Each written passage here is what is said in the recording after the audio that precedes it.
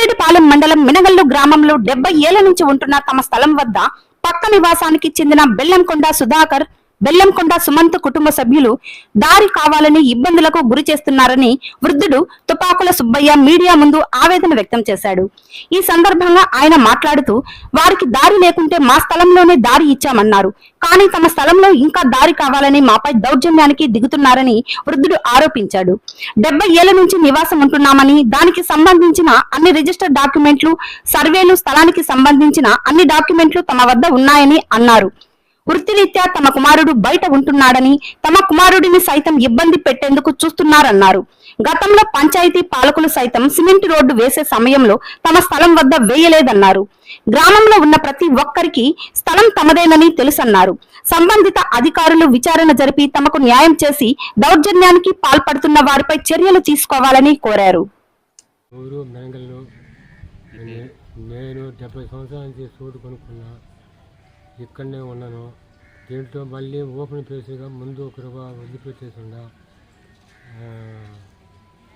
దానికి సంబంధించిన కాగితాలు డాక్యుమెంట్స్ అన్నీ నేను అక్కడ నన్ను ఇబ్బంది చేస్తుండ్రు.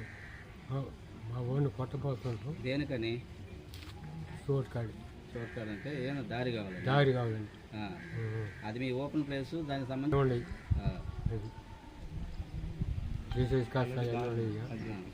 దారి గవర్నమెంట్ వేసిన రోడ్డు ఉంది, సిమెంట్ రోడ్డే కదా. సిమెంట్ రోడ్డే. అది ఆధార్ ఎందుకంటే ఆ దారి ఈ దారి కావాలంట.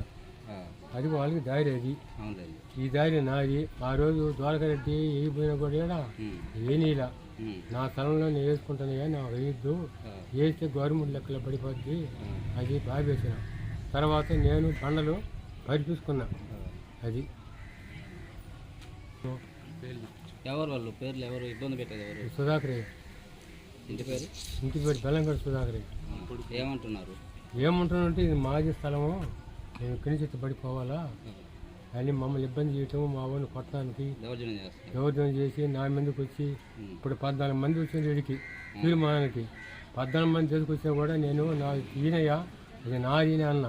వాళ్ళు చూసి ఇది అన్యాయం, ఇది రోడ్డు ఏమో కొనవరకు ఉంది, ఆ స్థలం మాదని కనపడుతుంది, మేము ఎట్ట తీసేయాలని చెప్పి వాళ్ళు అడిగి నన్ను అనిపోయింది. ఇంకా నేను చేసేదానికి వీలు పడింది అని చెప్పి. ఎవరెవరు ఇబ్బంది పెట్టేది?